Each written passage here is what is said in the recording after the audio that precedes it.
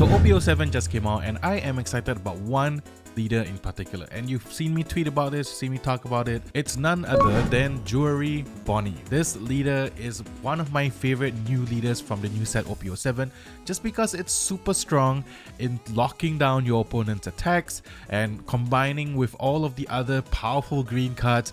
It seems like this is going to be one of the best new contenders in OP-07. If you like playing Ustas Kid back in OP-01, OP-02 days, you're gonna enjoy this deck because it's kind of similar, but there's a lot of additions from the new set with all the new Supernova super rares that make this deck super powerful. And I'm gonna share you my day one list. This is a list that's still in progress, but the core of the deck is still there, and I'm gonna continue tweaking on it because this is my new favorite deck. And I want to make this deck like the best version of it can be. And I'm going to give you guys updates throughout this OP-07 season about what it does well against certain matchups and different tech cards you could potentially include in the deck as well. So without further ado, let's talk about my day one leader. Sorry, it's not Vegapunk, it's still Jewelry Bonney. But before we start the deck profile proper, I want to give a special shout out to one of my greatest friends in the One Piece card game community. Shout out to Kaizoku cards. The Dawn of choice for this deck has always been the Crying Dawn set. I always use this for my main decks every season. And if you want your very own Kaizoku cards, go to kaizokucards.com. Now this video isn't sponsored, by the way, but Kaizoku cards, Joku did send me some stuff previously, so I'm gonna go shout them out as much as I can because I love their product. They came out with this manga card proxy for like the One Piece stuff. So if you don't want to shell out, let's say $4,000 for an English Gear 5 manga Luffy, but you still want one, you can get one for pretty cheap on kaizokucards.com. And there's no manga Robin, which is a damn shame.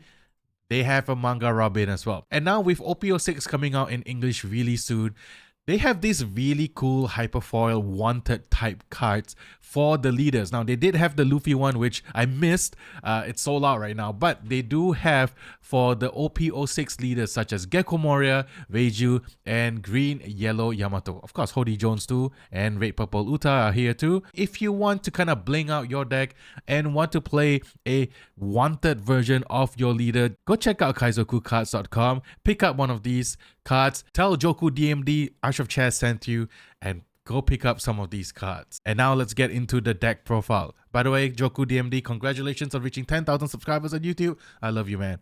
All right, so first of all is the leader. Let's talk about the Bonney leader herself. Of course, this card is in Japanese, so you can't actually read it, but there you go. There's an English proxy. Shout out to One Piece Top Decks as well for the proxies. This is a really powerful leader. So Jewelry Bonney is on your opponent's attack once per turn. You may pay 1 Dawn. Rest up to one of your opponent's leader or character. So let's talk about the ability for a little bit because this is such a powerful ability. Okay, as long as your opponent has 2, a leader or a character, or even more than that, when they attack with their first attack, so it could be either with the leader or it could be with the character, you can pay 1 and rest one of them. Rest the one that's not attacking essentially, and that means your opponent will always be down 1 attack. So if they have a max board of 5 and their leader, they can, instead of having 6 attacks, they can only have 5 attacks as long as you have 1 Dawn open. And that is the power of Jewelry Bonney, just locking down your opponent's board, making sure that it is very difficult for them to get attacks into your own Jewelry Bonney leader, and then you are constantly putting down threats that they have to address, or by force, which we'll talk about later, or locking down your board with certain super rares and making sure it's very difficult for them to just get a footing in the game. Jewelry Bonney is really powerful, y'all. Not even kidding. Maybe it's not as powerful against like super wide rush, heavy removal type decks, Sakazuki, Red Purple. I haven't properly tested with them, but I've tested with some other decks, and this card is definitely, or this deck is definitely a mainstay. We're gonna put the leader right front and center right there, where we'll talk about the rest of the deck. So the reason why I say this is still a day 1 deck for me, because I don't even have all of the cards for this deck just yet. So some of them are proxies. Understandable, because the set just came out. I'm still waiting for to pick up some of my cards. And also, I lost my Jewelry Bonney searcher, so I'm actually using the English translated proxy, but I do have 2 of the promos. I'm planning to pick 2 of them up just to complete the playset. First and foremost, this deck is a Supernova base deck. This it's kind of combining with not only Supernova but a little bit of the Flamingo, Don Quixote Pirates type cards as well.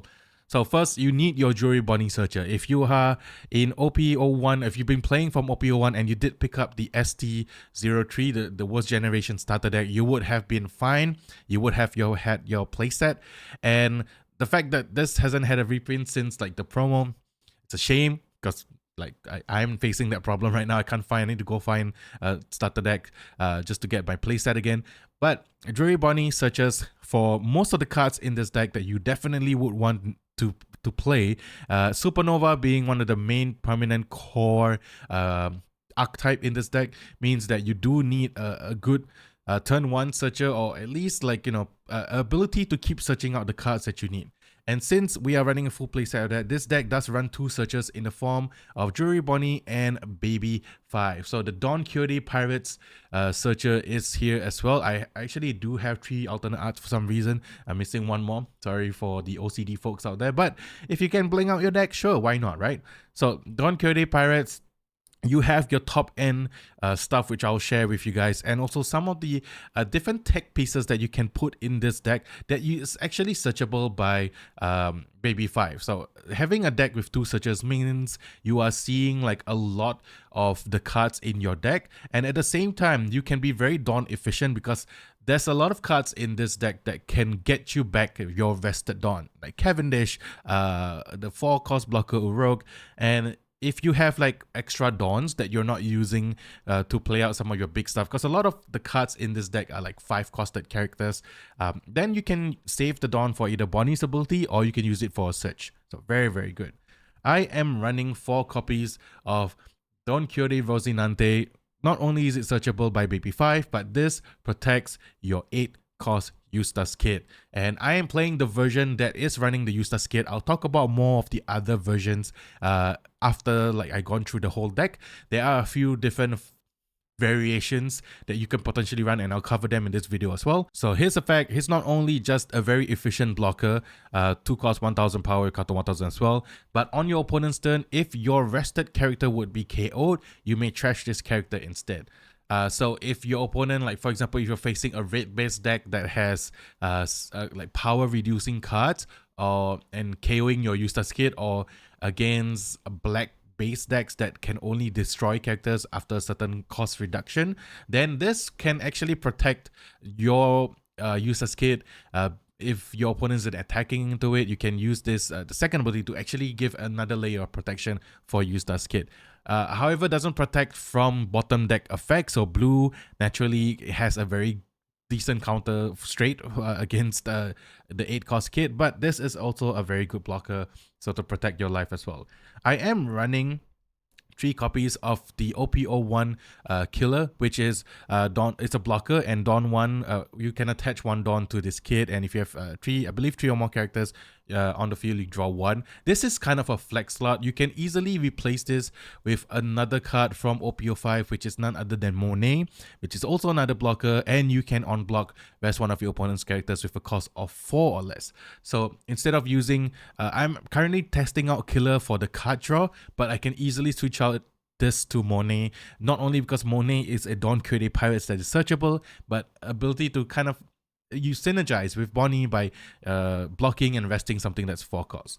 So I will continue to test whether killer would be better or Monet would be better. Yeah, in terms of that, I think it's really, really good.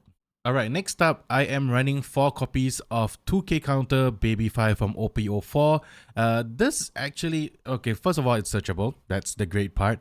The second thing is there is a very unique situation where if you are already used all of your Dawn and you have like 1 Dawn left, or like and you want like an extra Dawns, not only for this but for like potential counters in the future, you can use the ability to trash this character because it's at the end of your turn, so you're using it mostly to keep out counters, and you can set 2 of your Dawn cards as active. In the situation where you need to, you could potentially use it. However, most of the time it's going to be used as a 2k counter. I am running a full 12 2k counters, I believe. I think so. And yeah, Baby 5. It's searchable by Baby 5, so that's good. Next is Apu.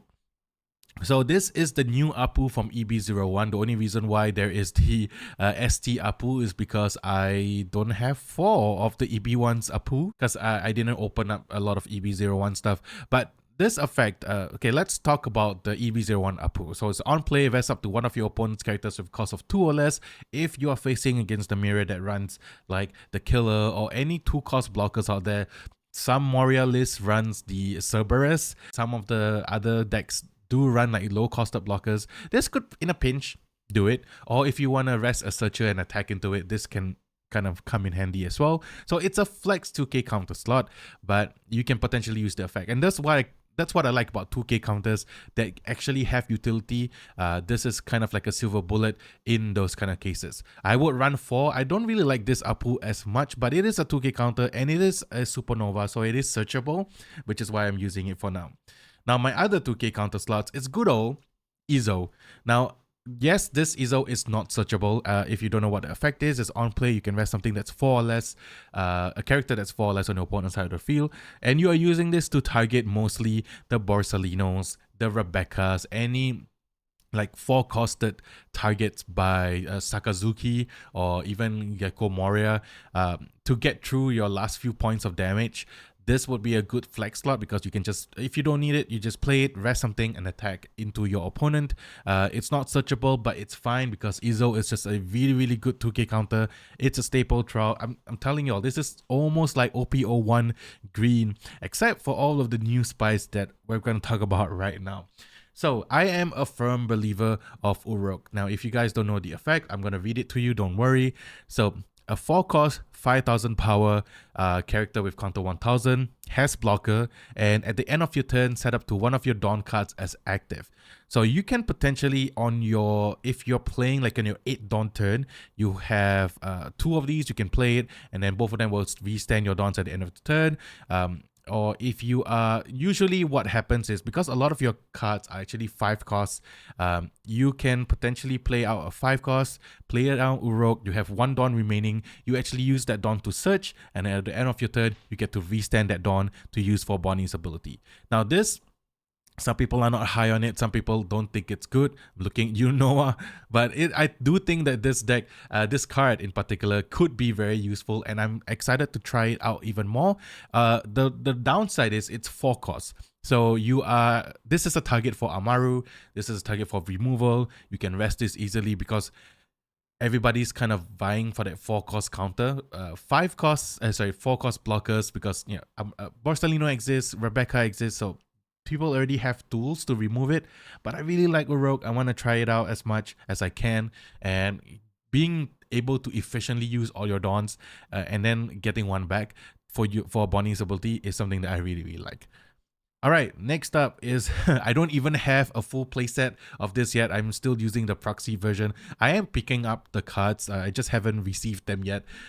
So this is your 5-cost 6000 with counter 1000 Jewelry Bonney SR from OP-07. And it's one of those cards that actually makes this deck works because it's on play up to one of your opponent's rested characters or Dawn do not become active during their next refresh phase. So let's say it's your turn, you may be on your 4 Dawn turn or your 3 Dawn turn.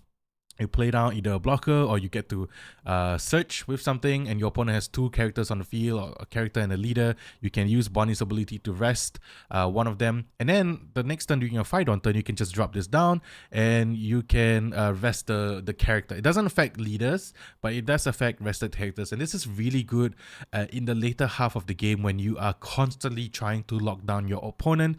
This in combination with like the 10-cost Dofi, which we do have in the deck, gets to lock down your opponent's characters a lot. And sometimes all you need is to buy a turn to out-tempo your opponent. This kind of green deck is more tempo-based, not like return back to hand or anything else, but it's just locking it down, and then you have incremental advantage against your opponent, and this is one of the ways that you can do that. Being your opponent, like being kind of because it doesn't refresh during the next refresh phase, it will still be rested all the way till your next turn. So you can potentially attack into that character as well. And it kind of buys you a lot of time. So Bonney is really, really good. And speaking of Dawn efficiency, we have Cavendish. I only have 2. Like I said, I didn't open a lot of EB-01 and I wasn't making a lot of new decks from that set. I was mainly focusing on honing the Moria, the Katakuris. But now because of this, I have to pick up another 2. It's on the way. So don't worry, Cavendish is a new super rare from EB-01. It is on play and when attacking. If your leader is Supernova type, which Bonney is definitely a Supernova type, and you have no other Cavendish on the field, you can restand 2 Dawn. Now this is great because on your 5 Dawn turn, you can play this and you get 2 Dawn back. You can search and leave 1 up for Jewelry Bonney's ability. Whenever you attack, you get 10, you can play out something like an Urok on, I don't know, turn, let's say turn 6, so your 6 Dawn turn, and then you attack with Cavendish, you can restand 2, and then you can play out another like big 5-cost characters or something. So yeah, this card, very Dawn efficient, really makes your plays very, very smooth, I would say. And the fact that it's on play and when attacking, it's something that your opponent has to kind of address. If not, you will always have Dawn for your Bonney's ability, and you can still play out or search some of your stuff. I really like Cavendish. It is also searchable by Jewelry Bonney Searcher. So there you go, it's really good. All right, next up we have Basil Hawkins. I pulled 1 from the box opening. I should be getting another one soon. This is kind of my flex slot and I'm testing it out. I think this card is really powerful. I'm not sure whether like I want to focus more on the top end, like the 8 cost and the 10 cost stuff, or have more of the middle ground 6 cost Basil Hawkins. But Hawkins has the ability of, if your leader has Supernova in its type, which Bonney does, this character gains blocker. So immediately, it's another mid-range blocker that your opponent has to get rid of. And 6-cost blockers, like this 5-cost Sabo and the 6-cost blocker slot, is not as easy to kind of deal with as compared to 4-cost blockers. So once per turn, if this character were to be removed from play by one of your opponent's effects, you may rest up to one of your opponent's character instead. So your opponent can definitely play around this by attacking with all your characters and then trying to deal with Basil Hawkins, but it's just giving an additional layer of protection for this card itself. So it's making it very difficult for your opponent to deal with. And the downside is, that you can still be KO'd by attacks, but if your opponent's spending time attacking into Basil Hawkins and you have counters in your hand and you have Jewelry Bonney, you can kind of lock it down and kind of make it so that they have to deal with Hawkins first. And by the time they kind of dealt with this, you can drop your big stuff really, really easily. So I'm still testing whether a 2 or 3 off is better. I don't think a full playset is as necessary, especially for this card, but I'm definitely willing to test it out to see how well it does overall in the current metagame. Now we're going to the top end stuff, and the reason why I wanted to play this deck in the first place is because I miss playing the 8-cost Ustas Kid. Everybody knows this guy's effect. If you have 1 Dawn attached to him, your opponent has to attack into this Ustas Kid. And also, you can activate main once per turn, rest Ustas Kid, play up to 1 character card with a cost of 3 or less from your hand. So let's talk about all of the great things that Ustas Kid can do in this deck, starting with that second ability. So when you play down Ustas Kid on your 8 Dawn turn, you can have 8 Dawns, it's fine. And you play this down, you rest it, you played out your Rosinante blocker. If you are playing down the killer, you can play the killer blocker. If you are playing the Monet, you can play Monet down to protect this Ustas Kid. Of course, it doesn't have the Dawn on it. That's when Cavendish comes in. You attack with Cavendish, you get 2 rested Dawns back. You can use one of them to attach to Ustas Kid. So giving the ability online, that means your opponent must attack into it. And you can still leave 1 Dawn open for Bonney to kind of rest one of your opponent's characters and making it super hard for your opponent to deal with Ustas Kid. As long as Kid survives the initial turn that it drops down, then I think you're in a good spot. So what I have seen is that I would either have a Cavendish and an Urok on the field. So I play down Ustas Kid, Cavendish attacks, V-stand 2. I can use one Dawn to attach. Okay, maybe Ustas Kid brings down the killer blocker. I can attach one Dawn to the killer blocker, and I can use one Dawn to maybe attach it to the Ustas Kid. And then Urok's end of turn ability, I can get to V-stand one Dawn and then save up one Dawn for the Bonney's ability.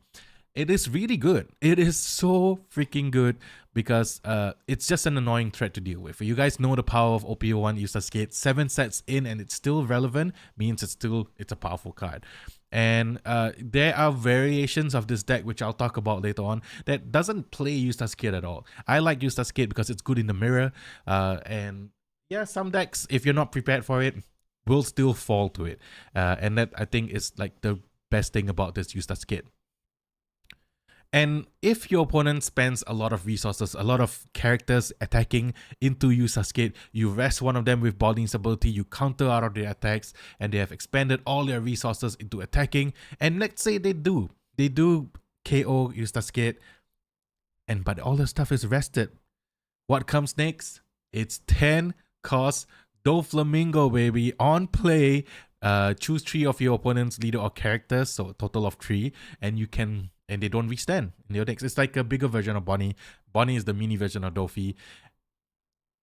And it's good. So you are kind of stalling them by making sure that you lock them down with Dofi. And then now you have your 10 cost Dofi, some of your other characters on the field, and your opponent have to deal with kind of the backlash coming your way. And after the turn after Dofi comes down, you can even bring out another Ustas Kid, and your opponent now has to attack into the Ustas Kid yet again, which you can prevent from from attacking by using Bonney's ability or some of the other abilities of the cards. And you have blockers on the field, you can kind of stall out the game and prevent them from attacking proper. Dofi, man, I am a huge fan of 10 cost Dofi. I did play green purple Flamingo, the film version, and this card, it really is damn good in my opinion. So the last 2 cards, and still a kind of flex slot, is because the side of justice will be whichever side wins. Justice, essentially. This is your 0 cost plus 3k counter by trashing 1 card from hand. You kind of will be hand flooded, and there are cards like, for example, Hawkins, Ustas Kid, Flamingo that don't necessarily have counters, and if you have extras of those cards in your hand and you want to protect yourself, you can use this as an extra protection. There's a trigger ability as well to rest one of your opponent's characters with a cost of 4 or less, so it may save you in some games as well. I'm going to put it right over here. So overall, this is my Bonney deck list, my day 1 Bonney deck list. This is still a work in progress. I am going to be sharing my findings because I really like Bonney. It's going to be one of those leaders that I will continue to test to kind of make better against the overall meta game. But now I'm going to talk about certain flex slots that you can put into this deck that you can kind of mess around with. As you can see, this is kind of, I would say this is a stock list. You can make this version of the deck to cater to your preference because there's no removal in this deck. It's strictly a lockdown deck. There are some cards that are removal in green that you can potentially use, so let's talk about it right now. So another great 5 cost character that is also a Supernova and is a removal is X-Drake. Of course, 5 cost 6,000 power on play KO up to one of your opponent's rested characters with a cost of 4 or less. Works well with Jewelry Bonney and all of the resting characters cards.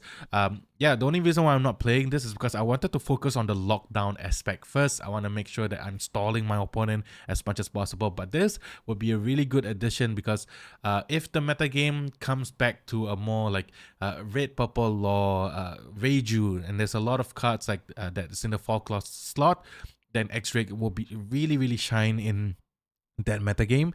However, like a lot of the players in my locals are playing like the bigger stuff like the Gecko Morias. X-Drake usually has a less targets, so that's why I'm not playing it for now. But I think as the meta game changes, this is a card that I will be putting back into the deck because it's just really good. It's just really good. Another card that people are playing in the place of 8 cost Ustas Kid is actually Don Quixote Rocinante. This is a different variation of the deck because your Supernova cards are like 5 cost green characters, right?